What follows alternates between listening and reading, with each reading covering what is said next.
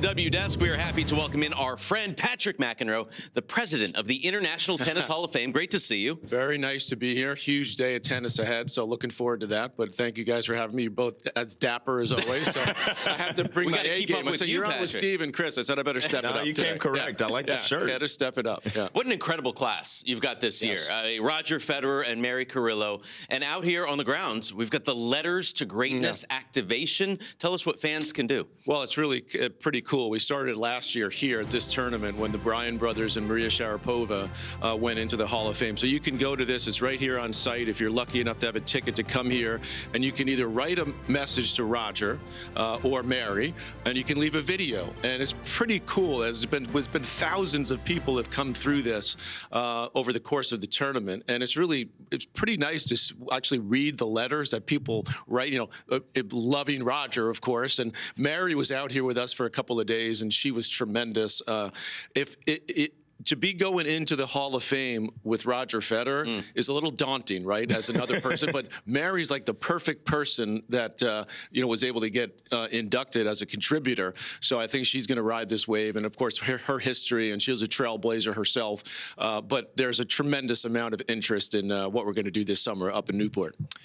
Speaking of what you guys are doing this summer, I'm looking forward to hearing if you guys have any plans to expand, because there's going to be some names that'll be inducted, I'm assuming, for years to come. We've obviously Roger, Rafa, Murray. There's some big names hoping to make their way to Newport. So is that in the game plan at all to maybe expand the hall a little bit to make sure these legends get their just due? I call them the one-namers, Chris, going in. And that was when Dan Faber and I took over a couple of years ago. That was sort of part of the plan. It was like, okay, how are we going to prepare ourselves for Roger, Rafa, Serena? I don't know if she's coming back or not, but that's another story. Venus, when she finally retires. And now I'm going to put Mary in there, too, all right? Yes, she's a one-namer to me.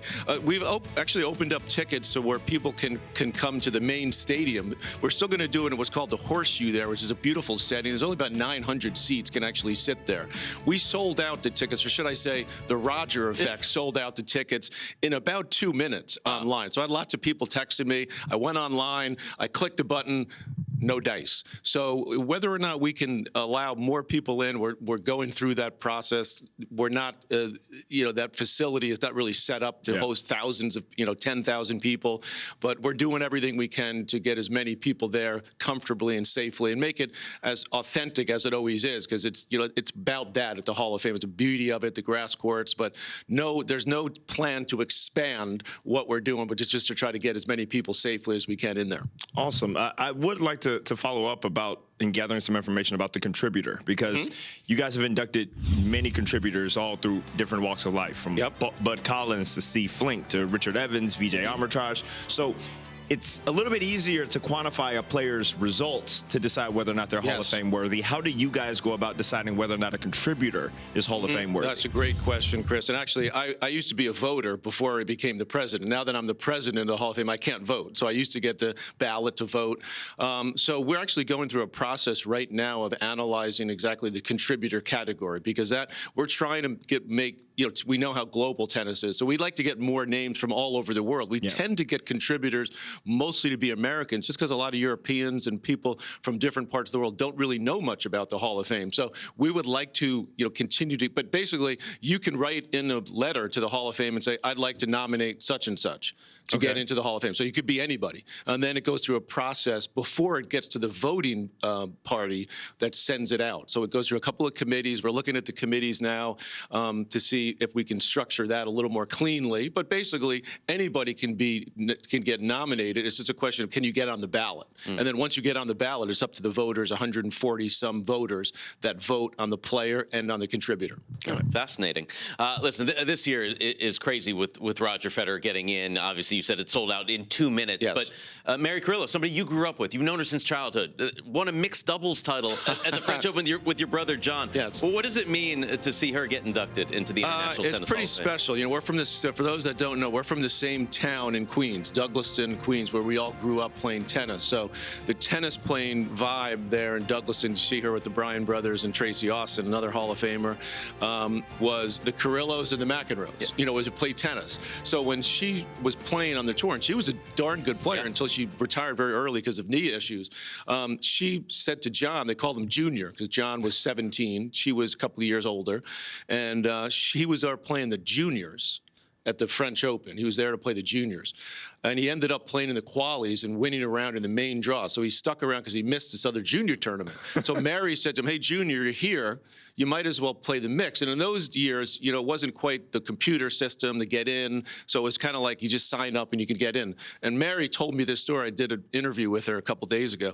And I didn't know this. She said, hey, John, Junior, we should sign up. And John looked, she said, John looked at the entry list. He says, oh, we should win this. At 17. And they did. And then, of course, a month later, because he won the mixed, he missed the next junior tournament that he was supposed to play on grass. So what did he do? He went to Wimbledon. He went to Roehampton, got in the qualies.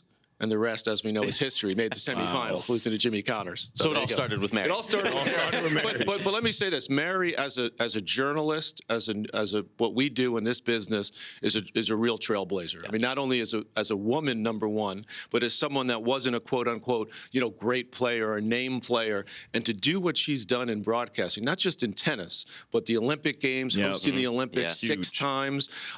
Personality that she brings, and absolutely no fear, you know, to say what she thinks. And as she admitted to me, that got her in trouble here and there. But she's just incredible person, and as I said, to go in alongside Roger Federer, that could be done if it's another player, for example. I mean, there's only one Roger, so it's sort of, it wasn't set up this way because people had to vote on her just like everyone else. But I'm kind of glad the way it worked out, because not only does she understand the history of the tennis, the storytelling about what we do is about, but she is well deserved to take her place in the Hall of Fame. So that's going to be awesome. Such a special class. Yes. Cannot wait for August and the Hall of Fame induction going down in Newport, Rhode Island.